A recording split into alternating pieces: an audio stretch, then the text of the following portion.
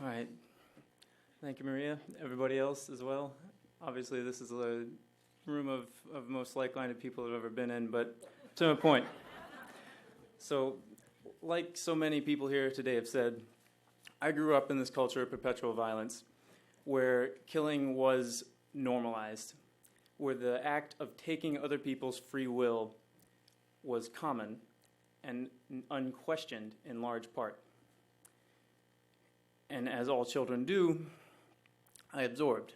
I absorbed what I saw around me, and I tried to portray what I saw around me because I thought that's what I was supposed to do. I played with sticks and pretended to kill things. I eventually got toy guns and pretended to kill things. I pretended war. Eventually this moved to video games. More pretend war. Where things like headshots got you extra points, and ridiculous vocabulary like kill-tacular meant you did a good job. Movies and TVs are also something that contributed to this. Our modern-day folklore.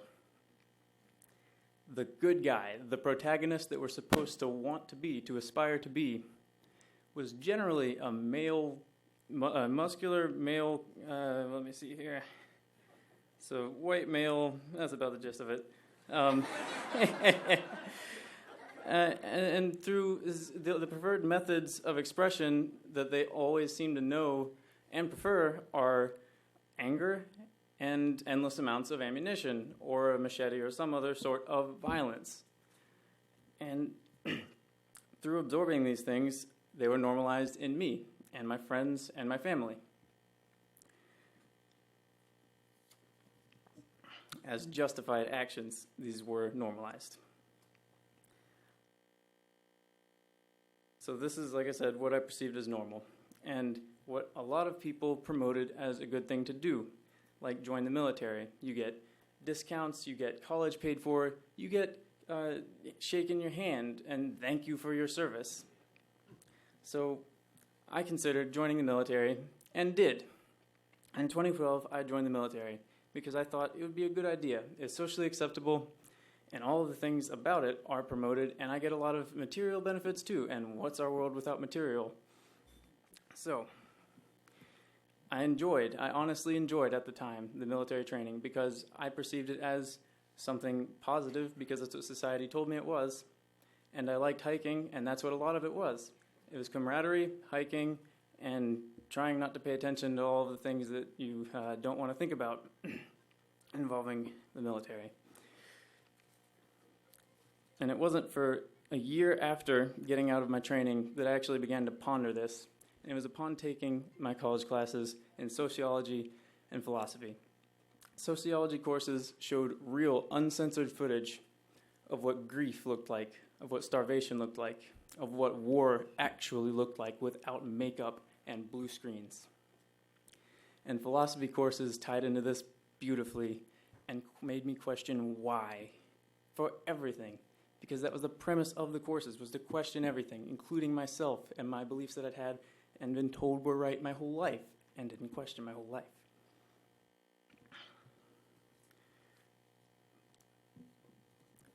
So upon questioning these beliefs, and back and forth with open discussion in the class, because that's how it was designed, I began to critically consider that I might be wrong about something I believed I was right in my whole life, and that most of my family believed was right their whole lives.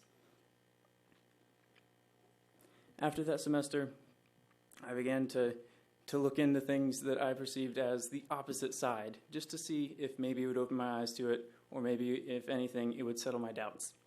I began to listen to music that was politically engaged in peace activism. I began to look at documentaries that were opposed to the military action of the world.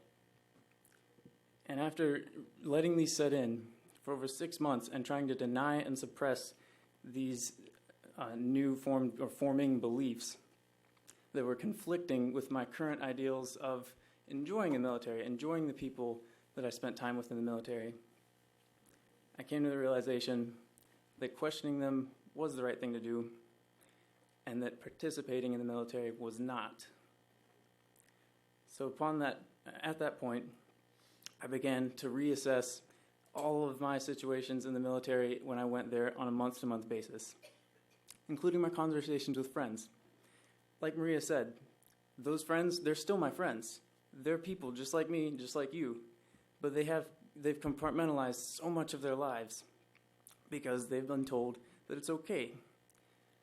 And a lot of the people in my unit were infantry, which means they saw and did a lot of arguably the worst direct involvements in war. They killed people, and they live with that.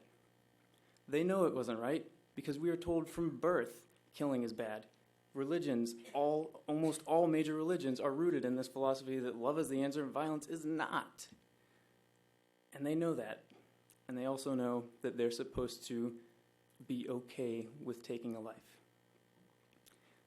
So after shifting my mindset and realizing that everything I did believe prior was wrong, I began to question how I interacted with them. And I found that a lot of the times, the stories that they had told me, I perceived in an entirely different way than I should have. And when I got them to tell me again, I realized the key indicators of depression, of chemical dependence, of suicidal thoughts and tendencies, and almost following through with it on personal regard. I have friends that are still going through this today. Luckily, they're getting treatment. They're talking to groups of other people going through the same thing. But keep in mind, even those people that at one time took life because they thought it was a good thing to do for the world, to make the world a better place, they can make efforts if we make efforts to make them better people.